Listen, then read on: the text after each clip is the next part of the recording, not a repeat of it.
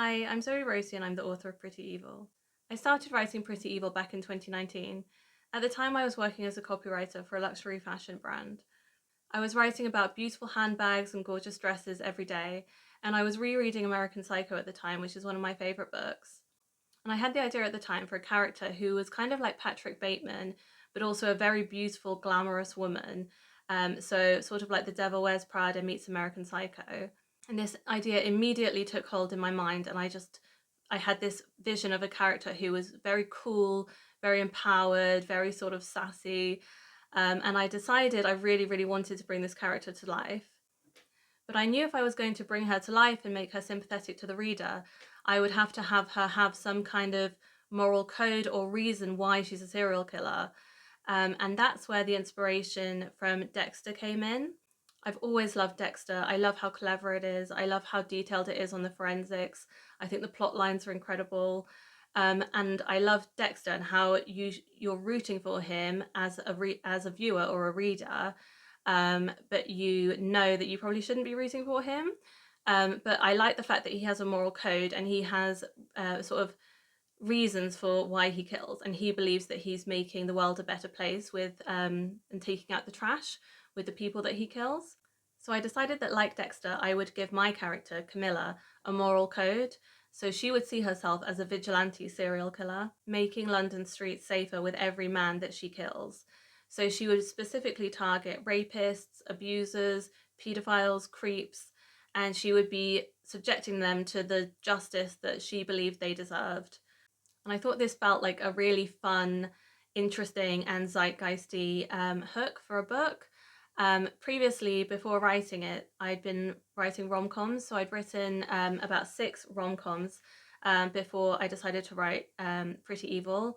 But I'd always wanted to write a really dark book. I've always loved dark fiction and literature.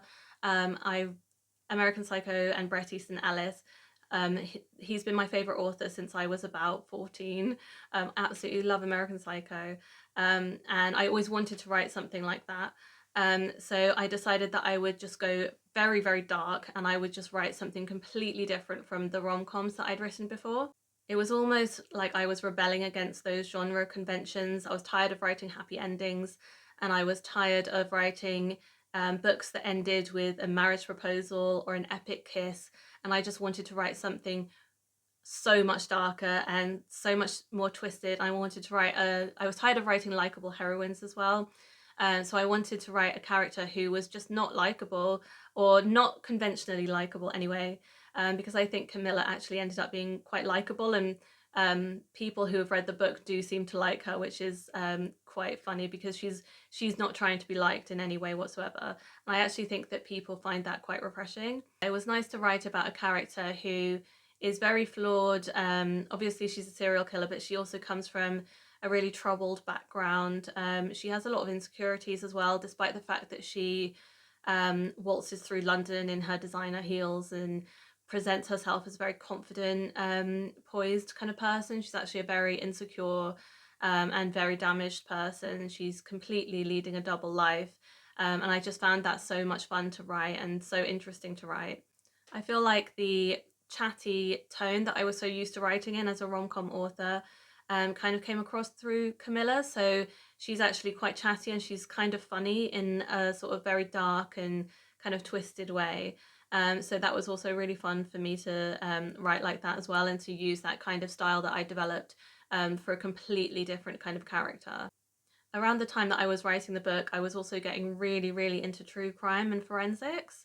So I ordered a massive stack of magazines off eBay on the forensic side of a lot of cases that had been solved in the past, but these magazines went into a huge amount of detail on how the police tracked these people down, and what the CPS used to convict these serial killers or these criminals.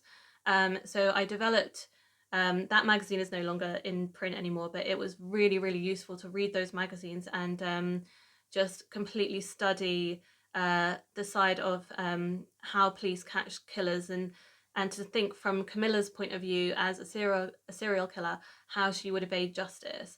And that was really important to me and really fun for me as an author to kind of really think like I was a serial killer and think, how would I get away with this, and how would a character like Camilla get away with this. Obviously she is a fashion magazine editor in the book, so it was, she's not your conventional serial killer. She's actually, you know, quite public facing. She's got following and a public profile. So I had to think quite strategically about how would this person get away with killing, and I tried to make it as authentic as possible and as realistic as possible, to the sense that she could actually have been a serial killer, and she could actually have been in the situations that she was in. And I'm really proud of that side of the book, and how that side of it turned out. I also consulted with a detective who answered all kinds of weird questions that I was posing to him about getting away with murder, basically. I'm really proud of how Pretty Evil turned out, and I just wanted to say thank you so much for reading the book and for believing in it.